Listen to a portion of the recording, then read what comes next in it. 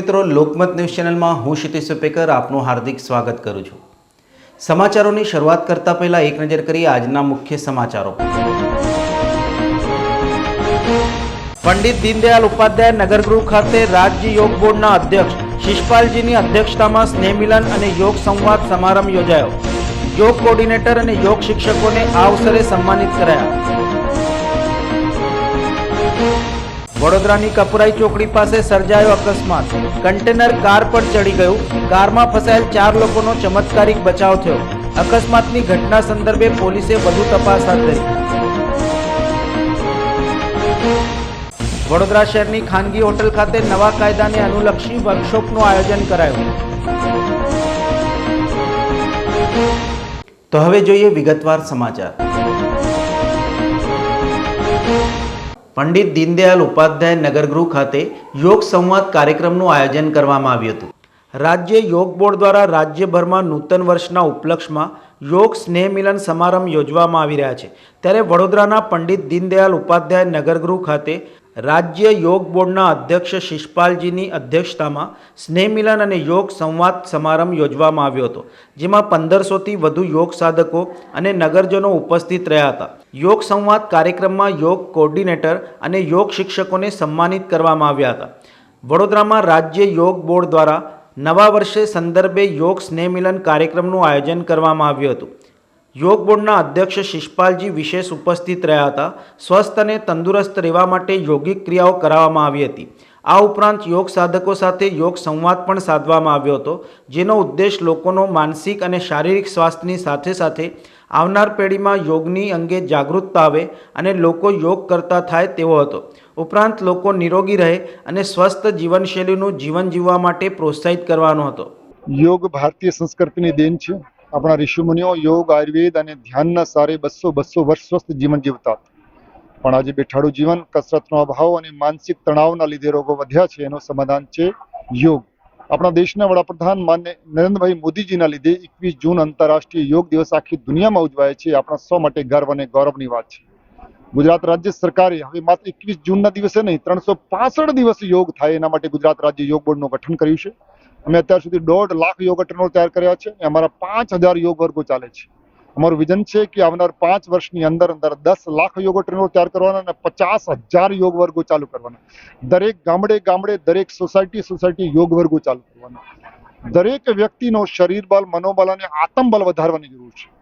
અને જ્યાં સુધી વ્યક્તિનો શરીર બળ, મનોબળ અને આત્મબળ નહીં વધે તો વ્યક્તિને જીવનમાં સ્વાસ્થ્ય, સુખ અને શાંતિનો આનંદ અનુભવ થતો નથી। અને યોગ અમારો શરીર બળ પણ વધારે છે, આત્મબળ પણ વધારે છે।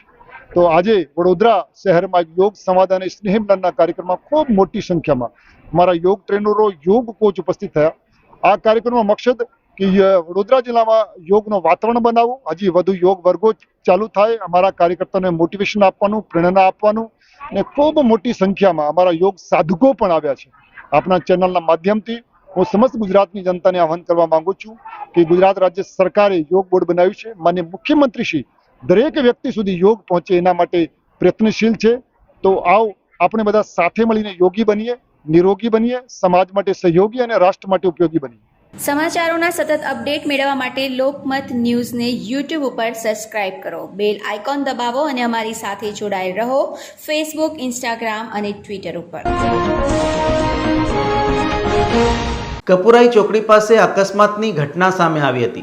બનાવ સંદર્ભે પોલીસે કાયદેસરની કાર્યવાહી હાથ ધરી હતી। કપુરાઈ ચોકડી પાસે અકસ્માતની ઘટના સામે આવી હતી, જેમાં એક કન્ટેનર પલટી ખાઈ જતા તેની નીચે કાર ચગદાઈ હતી। અકસ્માત સમયે કારમાં 4 લોકો સવાર હતા। સદનસીબે કોઈ પણ જાનહાનિ થઈ નથી।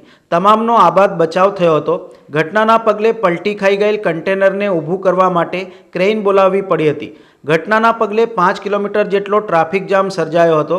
આ ઘટનાની જાણ થતાં જ પોલીસ સહિતનો સ્ટાફ ઘટના સ્થળે દોડી આવ્યો હતો અને ઘટનામાં મદદરૂપ થવાના પ્રયત્નો હાથ ધર્યા હતા। કાર ચાલક સંદીપભાઈ પટેલે મીડિયાને જણાવ્યું હતું કે હું કાર ચલાવતો હતો। અમે સુરતથી કેશોદ જઈ રહ્યા હતા।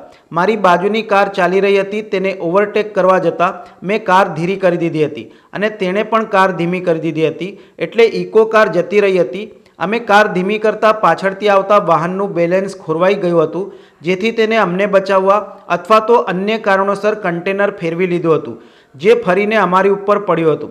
વધુમાં તેમણે જણાવ્યું હતું કે ભગવાનની કૃપા રહી છે. કારની જે હાલત છે તે જોતાં કોઈ બચી જ ન શકે, પણ મને હાથમાં માત્ર નાની ઈજા પહોંચી છે. અમારા સત્કાર્યો અને સેવા કાર્યનું આ પરિણામ છે. અમે આવતીકાલે યોજાનાર સેવા કાર્યમાં ભાગ લેવા માટે જઈ રહ્યા હતા. આ ઘટના સમયે કારમાં 4 લોકો સવાર હતા. હાથને છોડીને અન્ય કોઈ પણ ઈજા થઈ નથી. બધાએ બચી ગયા છે. આવી હાલતમાં કોઈ બચી શકે તેવો અમને પણ વિશ્વાસ નથી થતો. સમાચારોના સતત અપડેટ મેળવવા માટે લોકમત ન્યૂઝને યુટ્યુબ ઉપર સબસ્ક્રાઇબ કરો, બેલ આઇકોન દબાવો અને અમારી સાથે જોડાયેલ રહો ફેસબુક, ઇન્સ્ટાગ્રામ અને ટ્વિટર ઉપર.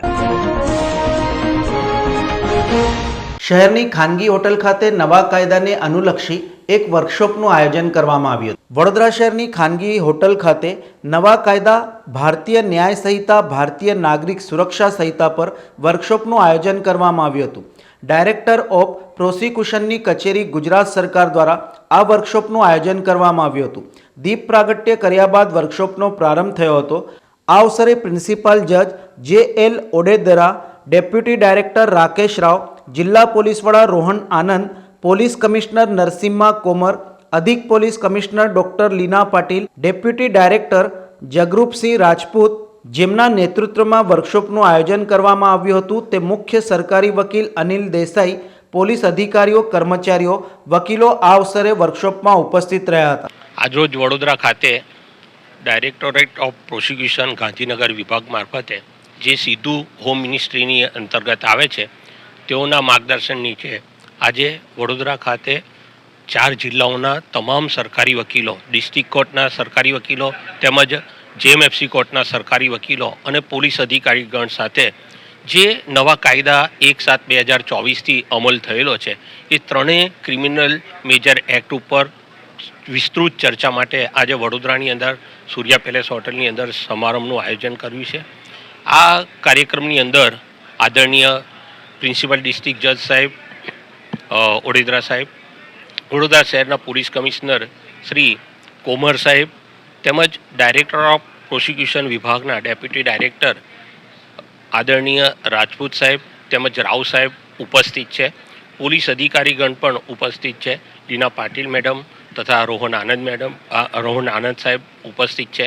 આ તમામ લોકોની હાજરીમાં જે દિન પ્રતિદિન નામદાર કોર્ટની અંદર નવા કાયદાઓનો અમલ અને એના માટે જે જોગવાઈઓ કરવામાં આવેલી છે, એ જોગવાઈઓનું સુચારુ રીતે, વ્યવસ્થિત રીતે, પુરાવાની રીતે નામદાર કોર્ટ સમક્ષ એને રજૂઆત થાય. સરકારી વકીલોને આ તમામ હકીકતોથી વાકેફ કરવા માટે રોજબરોજના જજમેન્ટ છે, રોજબરોજના કાયદાના પ્રોવિઝનો છે, એ તમામનો અમલ નામદાર કોર્ટમાં થાય અને ઇન્વેસ્ટિગેશન માટે આ તમામ કાયદાઓ જે છે એ કેવી રીતે મદદરૂપ થાય, ઇન્વેસ્ટિગેશન ઝડપથી થાય, કન્વિક્શન રેટ વધારી શકાય. સરકારી વકીલ તરીકે કોર્ટની અંદર જે કામગીરી કરવાની છે, એ કોર્ટ પ્રોસિજરની અંદર આ તમામ વસ્તુઓ, તમામ જોગવાઈઓનો ઉપયોગ સારી રીતે કરી શકાય તેવા સંપૂર્ણ માર્ગદર્શન મેળવવા માટે આજનું આ સેમિનારનું આયોજન કરેલું છે. સમાચારોના સતત અપડેટ મેળવવા માટે લોકમત ન્યૂઝને યુટ્યુબ ઉપર સબસ્ક્રાઇબ કરો, બેલ આઇકોન દબાવો અને અમારી સાથે જોડાયેલ રહો ફેસબુક, ઇન્સ્ટાગ્રામ અને ટ્વિટર ઉપર. હત્યાની કોશિશના ગુનામાં બાબર સહિતના 5ના રિમાન્ડ નામંજૂર કરાયા હતા. મહેતાવાડી ગત તારીખ 17મીની રાત્રે ભાજપના પૂર્વ કાઉન્સિલરના પુત્ર તપન પરમારના 2 મિત્રો ઉપર હુમલો થયો હતો.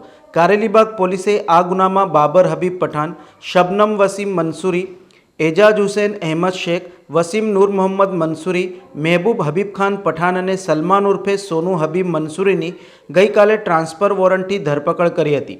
5 આરોપીઓને કારેલીબાગના બદલે બીજા પોલીસ સ્ટેશનના લોકઅપમાં રખાયા હતા. આજે પોલીસ જાપ્તા હેઠળ 5ને રિમાન્ડ મેળવવા માટે દિવાળીપુરા કોર્ટમાં રજૂ કરાયા હતા.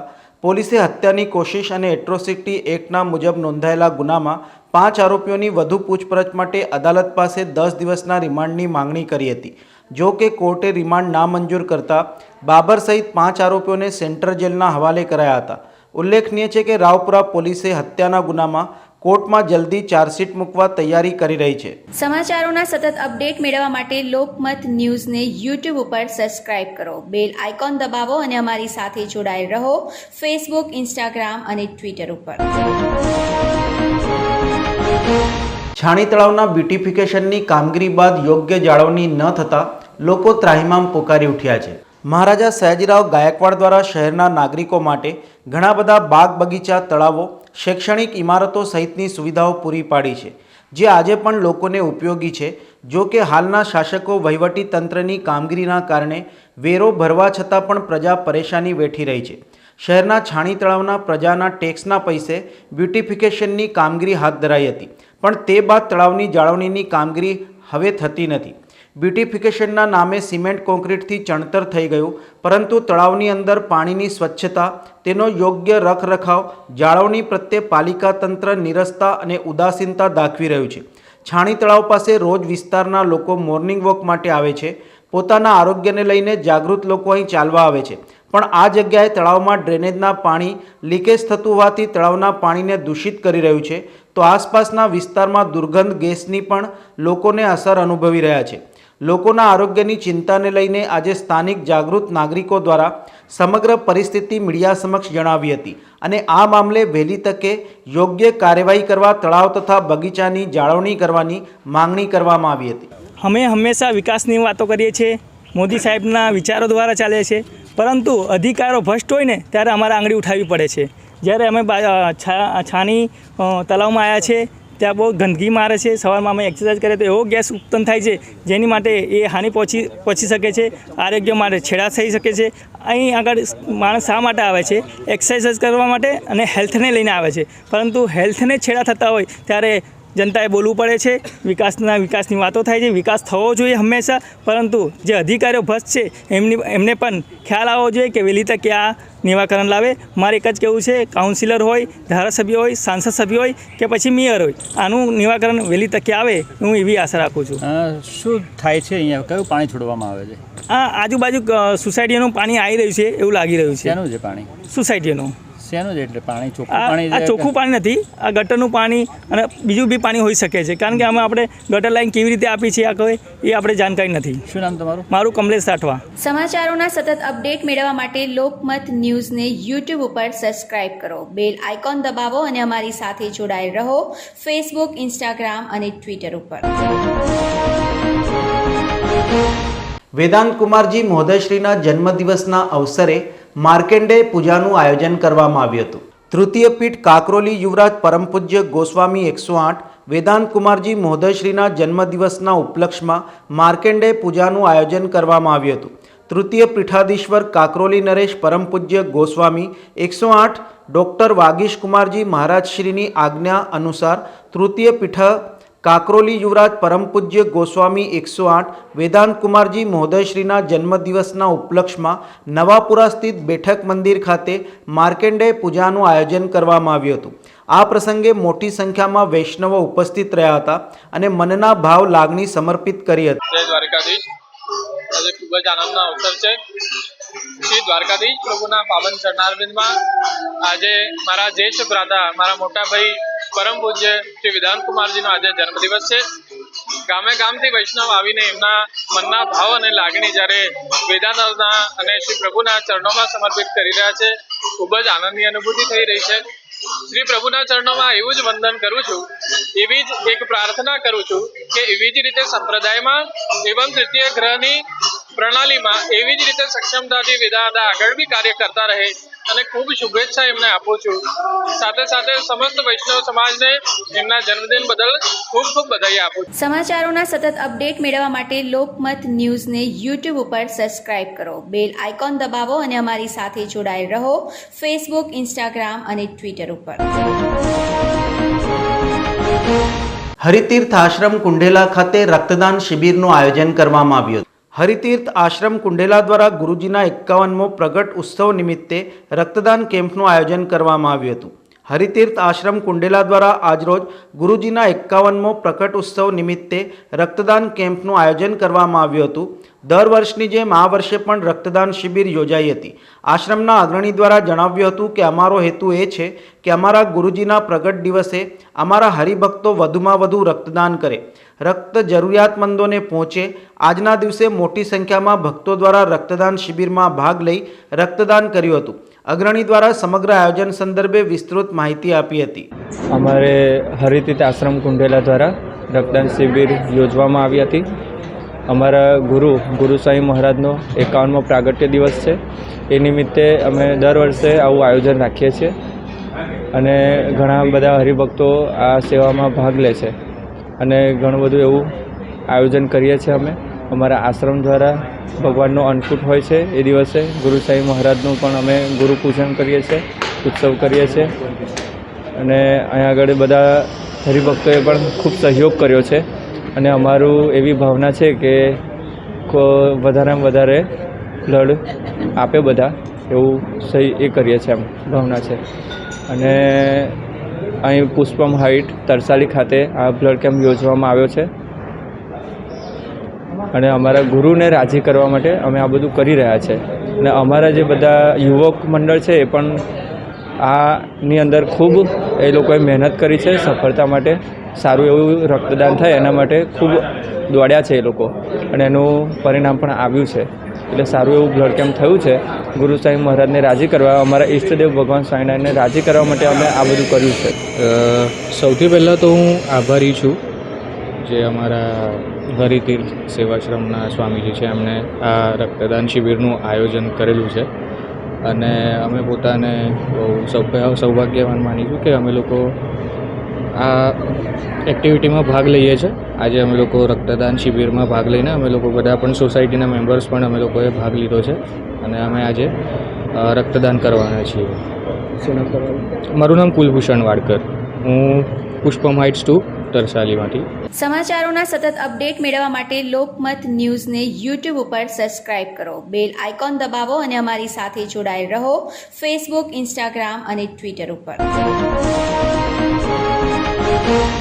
અકોટાના ધારાસભ્ય દ્વારા સાબરમતી રિપોર્ટ ફિલ્મ બતાવવાનું આયોજન કર્યું હતું. અકોટા વિધાનસભાના ધારાસભ્ય ચૈતન્ય દેસાઈએ અકોટા ખાતે આવેલી ખાનગી સિનેમા ગૃહ ખાતે ફિલ્મ સાબરમતી રિપોર્ટ બતાવવાનું આયોજન કરવામાં આવ્યું હતું, જેમાં અકોટા વિધાનસભાના ધારાસભ્ય ચૈતન્ય દેસાઈ તથા વોર્ડ નંબર 10 અને 11ના કાઉન્સિલરો અને અકોટા વિધાનસભાના કાર્યકર્તાઓ અને મહામંત્રી સહિત તમામ આગેવાનોની હાજરીમાં સાબરમતી રિપોર્ટ ફિલ્મ બતાવવાનું આયોજન કરવામાં આવ્યું હતું. સાબરમતી રિપોર્ટ પિક્ચર જે આવ્યું છે એ મૂળભૂત 2002માં જે ગોધરાકાંડ આપણે જે રીતે ચર્ચામાં હતું અને જે તે વખતે ગુજરાતની જે સરકારને જે પ્રમાણે બદનામ કરવામાં આવ્યું હતું એના ઉપર આખું બન્યું છે. આટલા વર્ષો પછી બન્યું છે એટલે સાચી જે હકીકતો છે એ ઉજાગર કરવામાં આવી છે. હું દરેક જોનારને કહીશ કે ભાઈ આવીને તમે પિક્ચર જુઓ, કારણ કે સત્ય હકીકત જે હતી અને જેનાથી આખું જે પ્રકરણ હતું એ આખું ઉજાગર કરવામાં આવ્યું છે, એમાં સત્ય કેટલું છે અને ખોટું કેટલું છે એની તફાવત થાય.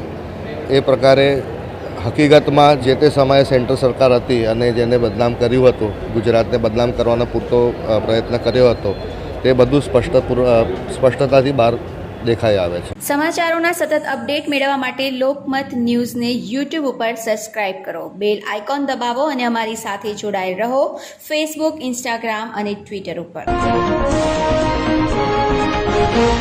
નવાપુરામાં વીએમસીની દબાણ ટીમ સાથે ઘર્ષણ કરનારા 10 ઝડપાયા હતા. નવાપુરામાં મહેબૂબપુરાના નાકે ગઈકાલે દબાણ હટાવવાની કામગીરી દરમિયાન કોર્પોરેશનની ટીમ સાથે ઘર્ષણ કરી હંગામો કરનાર 10 શખ્સોની નવાપુરા પોલીસે ધરપકડ કરી ગુનો દાખલ કર્યો હતો.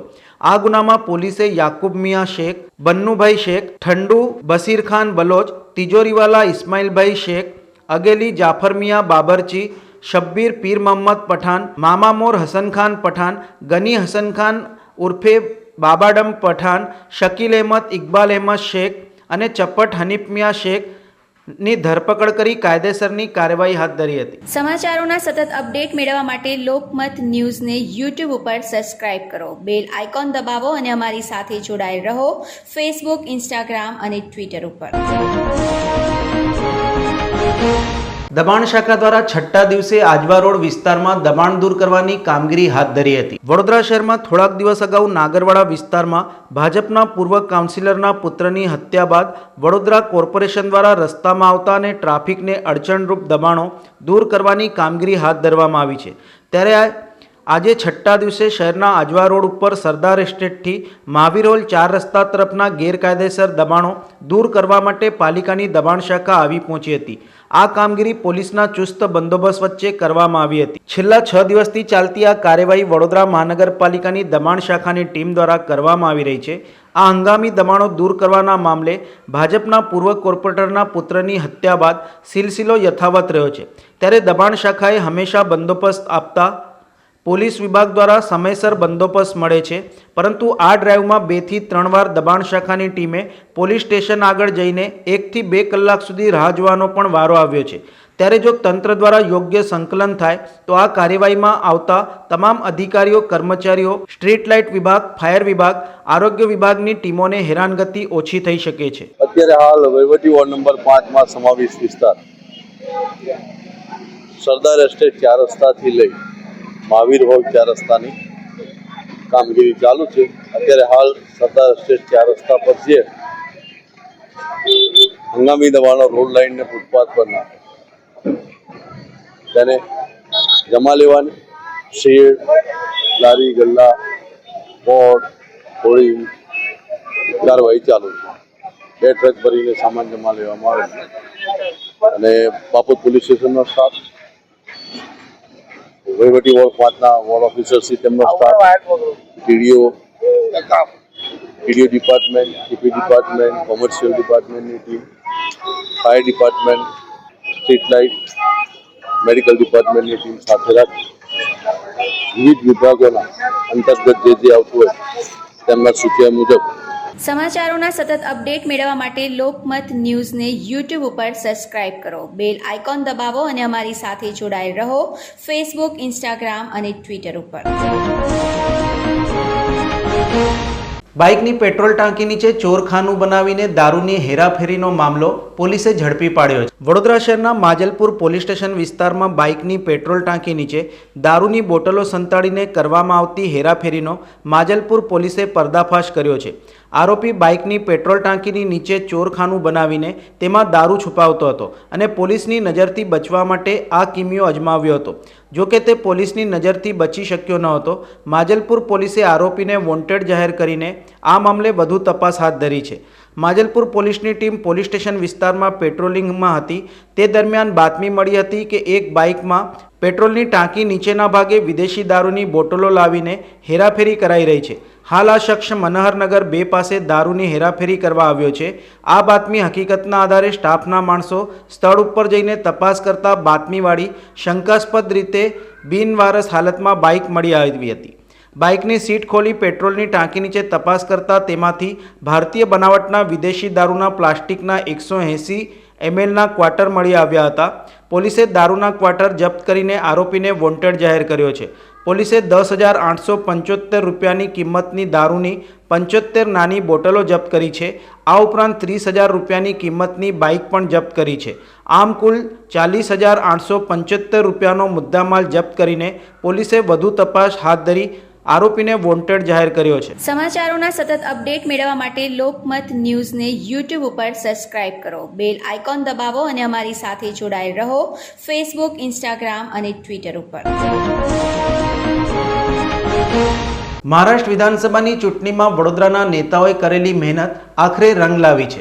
મહારાષ્ટ્ર વિધાનસભાની સામાન્ય ચૂંટણી યોજાઈ હતી, જેમાં વડોદરાથી સાંસદ હેમાંગ જોશી, ધારાસભ્ય બાલકૃષ્ણ શુક્લ, ધારાસભ્ય કેયુર રોકડિયા, રાજેન્દ્ર ત્રિવેદી, શબ્દશરણ બ્રહ્મભટ્ટ, પૂર્વ જિલ્લા મહામંત્રી ધર્મેશભાઈ પંડ્યા સહિતના નેતાઓને મહારાષ્ટ્રના વિવિધ જિલ્લાઓની વિધાનસભા બેઠકોની જવાબદારી સોંપાઈ હતી. ચૂંટણીના પરિણામો જાહેર થયા હતા, જેમાં ભાજપના ગઠબંધન સાથેની મહાયુતિનો જ્વલંત વિજય થયો હતો. આ સંદર્ભે નર્મદા જિલ્લા પ્રભારી અને વડોદરા જિલ્લા પૂર્વ મહામંત્રી ધર્મેશભાઈ પંડ્યાએ જણાવ્યું હતું કે મને મુંબઈના નાલા સોપારાની બેઠકની જવાબદારી સોંપાઈ હતી, જ્યાં સ્કાય સ્કીપર બિલ્ડિંગો હતી, જેમાં રાજકીય સીમાંકન કરાયેલું હતું. એક જ મકાનમાં રહેતા પરિવારના સભ્યોના અલગ અલગ મતદાન મથકો હતા, છતાં અમે ત્યાં 100% મતદાનનો પ્રયાસ કર્યો હતો અને તે માટે માઇક્રો પ્લાનિંગ કર્યું. સામે 35 વર્ષથી જેમના પરિવારનું એક હતું રાજ્ય હતું તે ક્ષિતિજ ઠાકુર ઉમેદવાર હતા અને સિટિંગ ધારાસભ્ય હતા.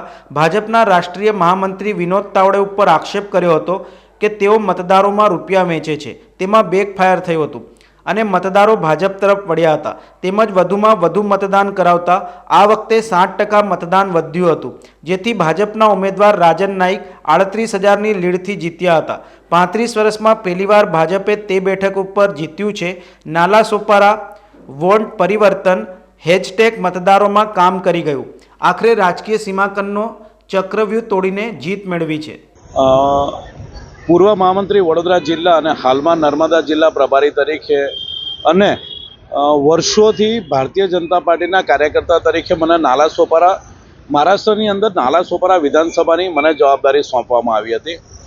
નાલા સોપારા વિધાનસભા બેઠક એવી હતી કે જ્યાં 35 વર્ષથી અપક્ષ ઉમેદવાર ચૂંટાતો હતો. 35 વર્ષથી ત્યાં અપક્ષ ઉમેદવાર ચૂંટાતો હતો અને એ અપક્ષ ઉમેદવાર જે ત્યાંથી ચૂંટાતા હતા, હિતેન્દ્રસિંહ ઠાકુર કરીને, એમની ત્યાં દાદાગીરી અને ગુંડાગીરી એટલી બધી હતી કે ત્યાં મતદાર પણ બહાર નીકળવા તૈયાર નહોતો. પણ જે હાલમાં જે ભારતીય જનતા પાર્ટીના ઉમેદવાર રાજન નાઈક જેમને ટિકિટ આપવામાં આવી, એ પણ 30 વર્ષ જૂના કાર્યકર્તા હતા અને હવે જે પરિસ્થિતિ હતી, માનનીય વડાપ્રધાન શ્રી નરેન્દ્રભાઈ મોદીના નેતૃત્વમાં જે વિકાસના કામો થયા છે, લોકોએ જે જોયા છે, ત્યારથી જે નાલા સોપારા વિધાનસભાના મતદાર હતા, જે લોકો ત્રાસ ભોગવી રહ્યા હતા, એ લોકોએ નિર્ણય કરેલો હતો, એમણે મન નિશ્ચિત કરેલું હતું કે હવે અમારે પરિવર્તન જોઈએ છે.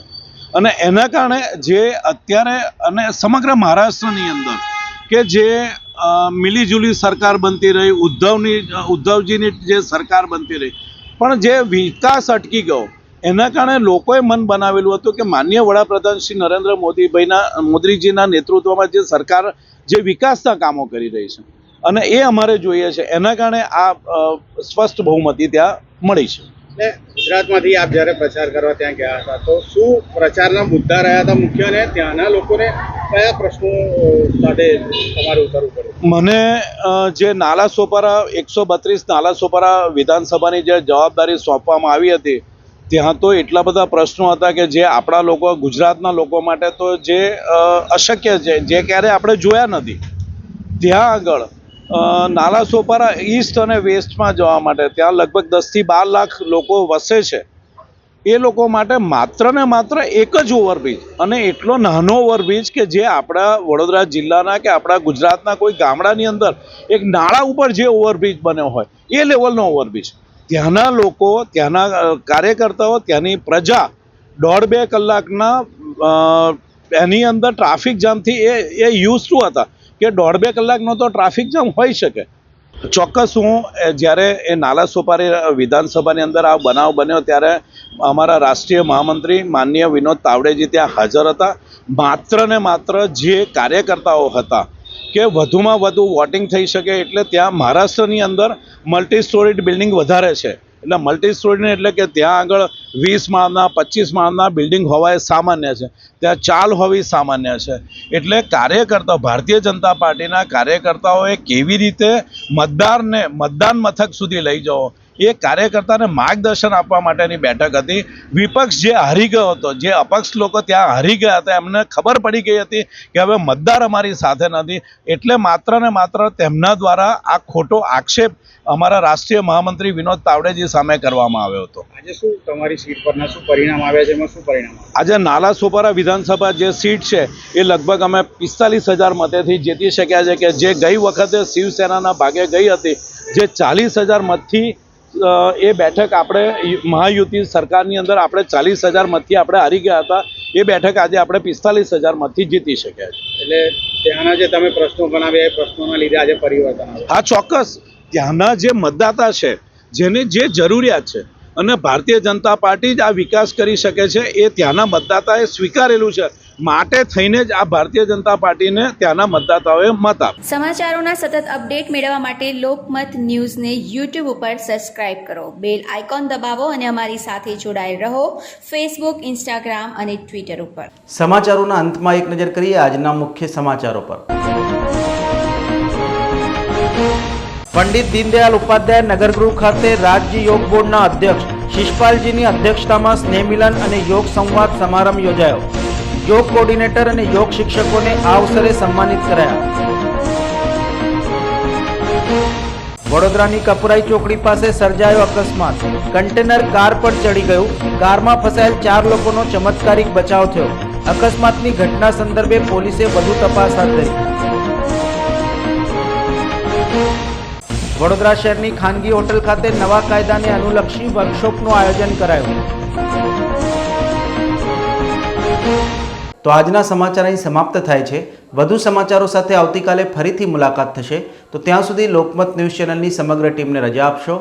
નમસ્કાર.